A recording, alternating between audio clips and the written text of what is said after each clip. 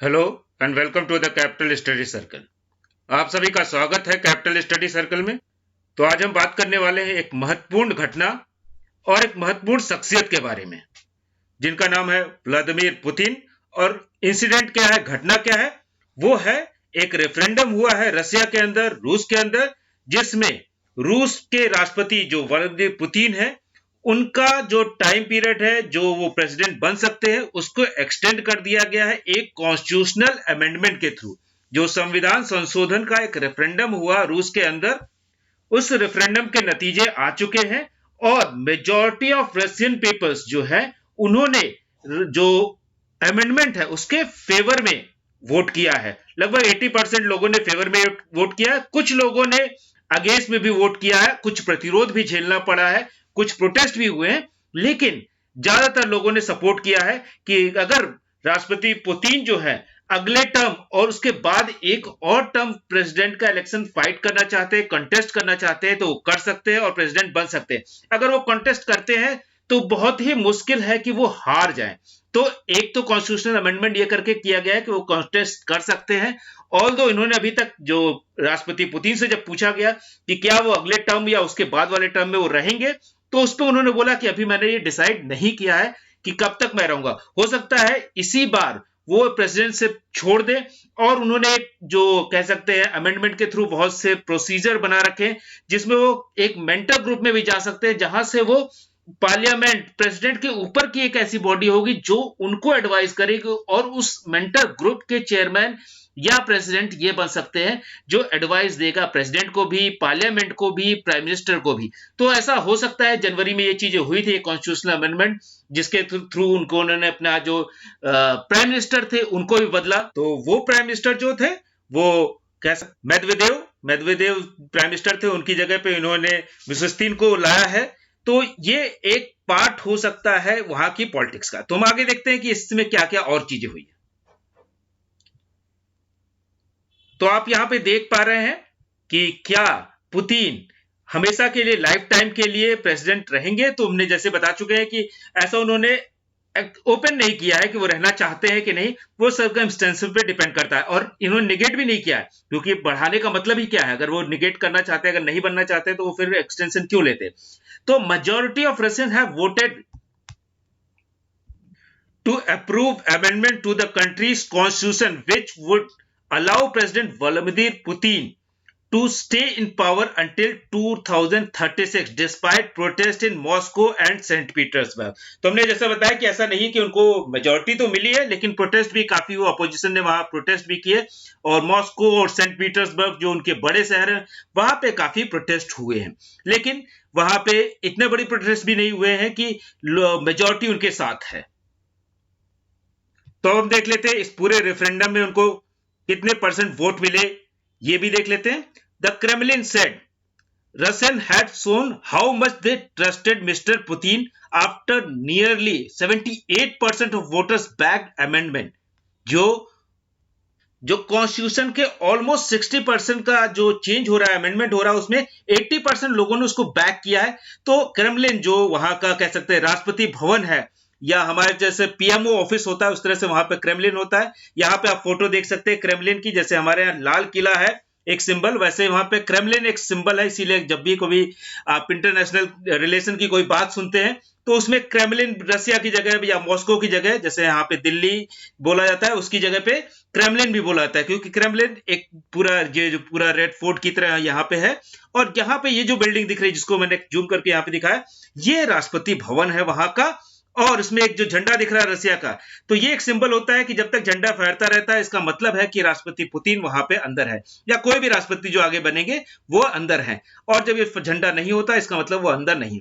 तो इसके आसपास ये टूरिस्ट प्लेस भी है, इसके आसपास आप घूम सकते हैं। यहाँ पे देख सकते हैं मोस्ट जो फेमस सेंट बेसिलस चर्च है, वो भी यहाँ पे है। बहुत ज्यादा टूरिस्ट यहाँ पे जाते रहते हैं और काफी खूबसूरत जगह है, मैंने भी देखा है। तो इसके अंदर, राष्ट्रपति भवन के अंदर नहीं जा सकते, लेकिन कुछ फोटोज उसके अंदर की है। आप देख सकते हैं कितना सुंदर पैलेस की तरह, क्योंकि ये पैलेस था, अभी उसको राष्ट्रपति भवन बना दिया गया है। इससे बाद में देख लेते हैं कौन कौन लोग इससे पहले किस तरह से वहां पे पॉलिटिक्स चेंज हुई है। The result mean that mister Putin who has effectively were in power for more than 2 decades, कि 2 दशक से ज्यादा वो पावर में है, has won right to run for 2 more terms, अब 2 और टर्म्स इनको मिल सकते हैं। This means he could be president for another 16 year until he is 83 years old, की जब तक 83 साल के नहीं हो जाते अब तक अकॉर्डिंग टू कॉन्स्टिट्यूशन जो अभी अमेंड हुआ है उसके थ्रू वो बन सकते हैं प्रेसिडेंट। तो आप देख सकते हैं ये जो कॉन्स्टिट्यूशनल अमेंडमेंट का जो रेफरेंडम हो रहा था वहां राष्ट्रपति पुतिन खुद भी जाते हैं, वोट करते हैं। इसके अलावा आपको 2 और पिक्चर दिख रही है, वो है मेदवेदेव। ये मेदवेदेव जो है जनवरी से पहले ये प्राइम मिनिस्टर थे और इससे पहले एक बार और ये प्राइम मिनिस्टर रह चुके हैं 2008 से 2012 तक। क्यों रहे? क्योंकि वहां के कॉन्स्टिट्यूशन के अकॉर्डिंग जो पुतिन थे या कोई भी प्रेसिडेंट 2 टर्म्स से ज्यादा कॉन्सिक्यूटिवली मतलब लगातार नहीं बन सकता प्रेसिडेंट। तो उन्होंने क्या किया, इनको प्रेसिडेंट बनाया और खुद प्राइम मिनिस्टर बन गए 2008 से 12 के बीच में, और उसके बाद फिर से वापस आ गए और वो प्रेसिडेंट बन गए और इनको प्राइम मिनिस्टर बना दिया। लेकिन अब फिर से एक अमेंडमेंट की जरूरत थी कि 2 टर्म और करने के बाद अगला 2 टर्म मिल सकता है कि नहीं, उसके लिए ही एक कॉन्स्टिट्यूशनल अमेंडमेंट था और जनता ने इनको सपोर्ट किया। लेकिन इसी बीच इससे पहले ये कॉन्स्टिट्यूशनल अमेंडमेंट में सक्सेसफुल होते या नहीं होते, इससे पहले जनवरी में एक और कॉन्स्टिट्यूशनल अमेंडमेंट हुआ था जिसमें पुतिन अपने पास पावर रखना चाहते थे। इन्होंने क्या किया कि इस बीच जो मेदवेदेव थे उनको हटा के मिखाइल मिशुस्तिन, यहां पे जो दिख रहे हैं, इनको प्राइम मिनिस्टर बना दिया और एक मेंटर ग्रुप बनाया जिसके वो प्रेसिडेंट रह सकते हैं बाद में आने वाले दिनों में, और वो ऊपर होगा पार्लियामेंट के, प्रेसिडेंट के, प्राइम मिनिस्टर के, और उसके सजेशन मानने के लिए ये सारे लोग बाध्य होंगे। तो लोग उस समय सोच रहे थे कि प्रेसिडेंट शायद पुतिन जो है वो उस मेंटर ग्रुप के प्रेसिडेंट बनने की कोशिश करेंगे। लेकिन अभी हालात अच्छे देख के उन्होंने क्या किया, 2 टर्म और बढ़ा लिए हैं। हो सकता है, लेकिन अभी तक कंफर्म नहीं किया कि वो रन करेंगे या जो इलेक्शन है उसको कॉन्टेस्ट करेंगे कि नहीं। इस पे वो उन्होंने चुप्पी साधी है कि अगर उन्होंने कहा कि अगर जरूरत पड़ती है तो मैं जरूर करूंगा। अब हम देख लेते हैं कौन कौन से कॉन्स्टिट्यूशनल अमेंडमेंट हुए, क्या क्या चेंजेस आ रहे हैं। तो आप देख सकते हैं on Russia's easternmost Chukchi peninsula जो है, Chukchi peninsula, full preliminary result showed 80% of the voters, की 80% वोटर्स जो थे उन्होंने सपोर्ट किया है अमेंडमेंट में, while over 70% of voter backed the change in other parts of the far east। तो बाकी जगह पे तो 70% मिला, लेकिन फार ईस्ट जो है, अब फार ईस्ट चुकची पेनिनसुला जो है वो सबसे ईस्टर्न पार्ट है रसिया का। रसिया बहुत बड़ा है, वेस्ट में यूरोप की तरफ से मिला हुआ और यहां से ये अमेरिका से बॉर्डर ऑलमोस्ट शेयर कर रहा है। ये जो अलास्का है ये अमेरिका का पार्ट है, एक अमेरिका का सबसे बड़ा कह सकते हैं प्रांत है, और 1867 से पहले ये रसिया का पार्ट हुआ करता था, लेकिन 1867 में जार जो थे उन्होंने इसको बेच दिया यूएस को $7.2 मिलियन में। तो $7.2 मिलियन में बेचने की वजह क्या थी? क्योंकि ये इस पर कंट्रोल करना बहुत मुश्किल था, बहुत ठंडा प्रदेश था और यहाँ पे ट्राइबल्स रहते थे, सिर्फ उनके कोई इनकम नहीं थी, तो वहां से कोई टैक्स भी नहीं मिलता था, तो उन्होंने सोचा कि बेच देते। लेकिन आज ये पार्ट अमेरिका को जो है सबसे बड़ा जो प्रोविंस है वो उसमें से एक है।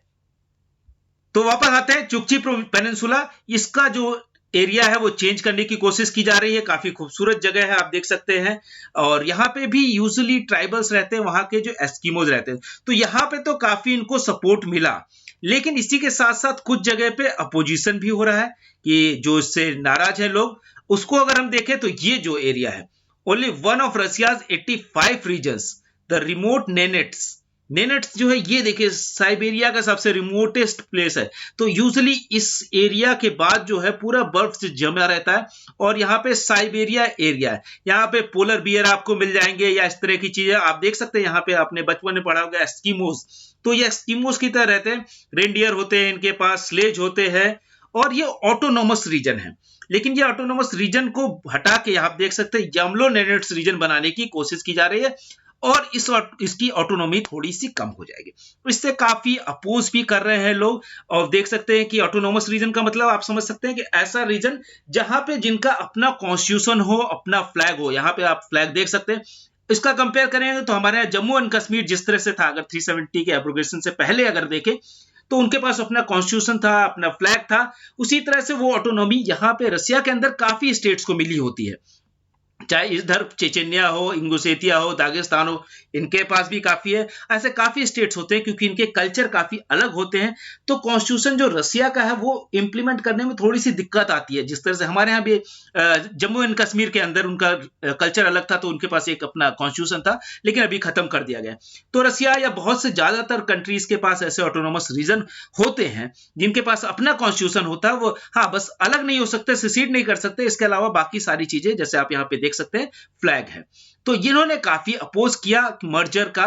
तो आप देख सकते हैं कि एक तरफ तो उनको ज्यादातर सपोर्ट मिल रहा है, दूसरी तरफ अपोज भी हो रहा है जो अलग अलग जो ट्राइबल एरिया है वहां से। इसके अलावा जो अपोजिशन है वहां पे भी कुछ लोगों ने अपोज किया और कुछ लोगों ने रिगिंग का भी एलिगेशन लगाया कि इसमें रिग किया गया है, और कुछ लोगों ने बोला कि इसको मैनिपुलेट किया गया है। और इस समय कोरोना टाइम में जब किया गया तो इसको रिगिंग के बारे में भी लोग अंदेशा है। तो इन सारी चीजों को देखते हुए आप देख सकते हैं कि इंटरनेशनल पॉलिटिक्स पे इसका क्या असर पड़ेगा। ऑब्वियसली रसिया के लिए तो ये फायदेमंद हो सकता है क्योंकि पुतिन एक स्ट्रांग लीडर है और यूरोप में अपनी स्थिति वो तेजी से बढ़ाते जा रहे हैं और धीरे धीरे वो एक सर्वमान्य नेता इंटरनेशनल लेवल पे भी आ रहे हैं कि अगर हम देखें तो जिनपिंग के बाद वो सबसे पावरफुल लीडर बन के आ गए हैं। और उसी के साथ साथ देखें तो अमेरिका के अंदर लगातार क्योंकि इलेक्शन होने वाले हैं, वहां पे हो सकता है प्रेसिडेंट चेंज हो जाए तो अमेरिका की स्थिति कमजोर होगी। यूरोप काफी कमजोर हो चुका है, ऑल्दो इकोनॉमिकली नहीं हुआ, रसिया इकोनॉमिकली उससे ज्यादा पावरफुल अभी नहीं हुआ है, लेकिन अगर पुतिन लगातार बने रहते हैं तो इकोनॉमिकली भी पावरफुल हो सकता है। और रसिया के अंदर जो है पुतिन काफी अच्छा डेवलपमेंट कर रहे हैं, इसकी वजह से आप देख सकते हैं कि वहां के लोग भी पुतिन से काफी खुश है। तो इसी के साथ बात खत्म करते हैं। यहां पे आप देख सकते हैं उनके डेवलपमेंट का नतीजा कि ऑल्दो ये पुतिन के समय नहीं बना है, ये उनकी मॉस्को स्टेट यूनिवर्सिटी है, दुनिया की सबसे ऊंची यूनिवर्सिटी और काफी खूबसूरत भी है, आप देख सकते हैं, और काफी ऊंची है। इसके अलावा यहाँ का ड्यूमा देख सकते हैं, जो पार्लियामेंट है वो भी देख सकते हैं। तो रसिया आने वाले दिनों में इसका जो अगर पुतिन की अगुवाई में पुतिन प्रेसिडेंट बने रहते हैं तो इंडिया के लिए भी अच्छा है क्योंकि पुतिन के साथ इंडिया के रिश्ते अभी तक काफी अच्छे हैं। लेकिन वर्ल्ड पॉलिटिक्स के लिए ये किस मोड़ को ले जाएगा, रसिया और ताकतवर बन के उभरेगा, और ये खतरा है अमेरिका के लिए और यूरोपियन कंट्रीज के लिए। तो इसी के साथ अपनी बात खत्म करते हैं। Thank you very much.